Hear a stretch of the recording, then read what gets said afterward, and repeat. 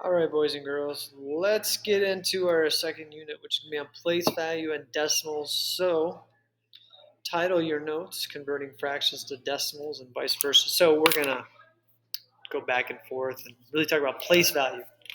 That's really what this comes down to, is place value, because we're going to be talking about decimal numbers.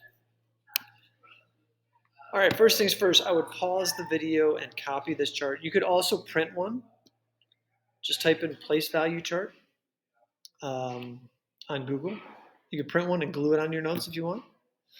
But we need this chart. So this decimal here is the most important part. I don't know if it's the most important part, but make sure you have it, okay? So we'll get into it as we talk, but we're really going to be focusing on the right of the decimal, tenths, 100ths, and thousands. So copy that down. So where do we see decimal numbers? You probably see them at gas stations. So you'll see them in the Olympics, all those sports, running, swimming, a lot of decimals. I mean, there's decimals everywhere. Money, anything with money, science, space, all that stuff. So there's obviously a lot of need for decimal numbers. In my opinion, I like seeing decimal numbers with baseball. Baseball has a lot of them. It's a statistics game. I know a lot of you probably find baseball boring because it is slow. But so we see a lot of decimal numbers all over the place. All right. Common misconception. So a student that doesn't really have a clue how to change a fraction into a decimal will do something like this. They see the two numbers and they'll say, oh, 2/8, that's 0.28. Or 4/8, that's 0.48. Sadly, that doesn't work. It could work every once in a while, but it's probably not going to work. Just to prove it to you, 2/8 is 1/4. 1/4 is 25% or 0.25. 4/8 is a half, which is 0.50 or 50%. And 2/10 is the same as 20 over 100, which is 0.20. All right, you don't have to write all that down, but the next stuff we're going to write down. All right, so what we need to learn how to do is how to take a fraction and turn it into a decimal. And for this unit, we just have to do very basic fractions. Like, notice how all these denominators are 1 with 0. So they're all powers of 10 denominators, okay? So place value, here we go. 3/10. So if you're new to this is what I would suggest. Put the decimal point and put some underlines. Now, and then ask yourself, which one's the 10th? The 10th is right next to the decimal, so it goes right there. So we're going to put a 3 there. That is 3/10. Or you could also say it is 30/100ths. Same thing. All right. 13/1000ths. So put a dot. So this is the key. So this is when things get tricky, when there's two digits on the numerator. So the thousands place, because thousands is our denominators, is here. So it's the third one, so here. So do I put the 1 or the 3 there? You always put the last number, the number on the right. So we're going to put 3 here, the 1 there, and the rest becomes zeros. That is 13/1000ths. All right, 4/100ths.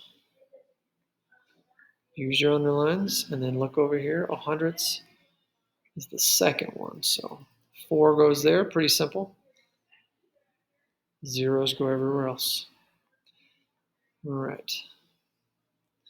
54/10ths. That means you have a tenth of a dollar is a dime. So basically you have 54 dimes. Okay. Remember, the second digit, the last digit on the right goes in the place value. So the tenths is right here. So the 4 goes here and the 5 goes next to it. So it's 5.4. 54/10ths. All right, 73/100ths. Feel free to pause the video so you can do this one by yourself. All right, the hundredths place is here.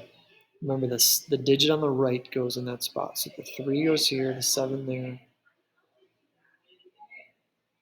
And that's how it looks. All right, now we're going opposite. So first of all, read the number 31 what? Look at this. The final digit on the right tells you the place value. That is the hundredths place. So 100 is our denominator, and the numerator is whatever the number is. Okay. Next one. 3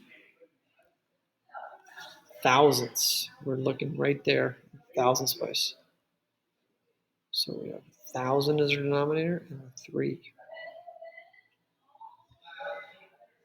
Next number is 1 and 4 hundredths. So we're going to make a mixed fraction here. 4 and what place value is 2 over? It's hundredths, so it's going to look like that. You could also write it like this as an improper fraction. Either one will work. All right, see if you can do this next one. 5 and 83 what? Remember, the 3 tells us the place value. This is the last one. That's the thousandths. So we have 5 and 83 1,000ths. Last one on this page, 321. The 1 says the place value. It is the thousandths. And that's how that works. So like here's just a real life example you can see on the right here. You can see this is an old Hank Aaron baseball card. Look at this top one. It says .336. That's his batting average. Basically what that means is if we look at right here, that's the thousandths column. If he batted 1,000 times at the exact same rate, he would get 336 hits, which in baseball terms is unbelievably good.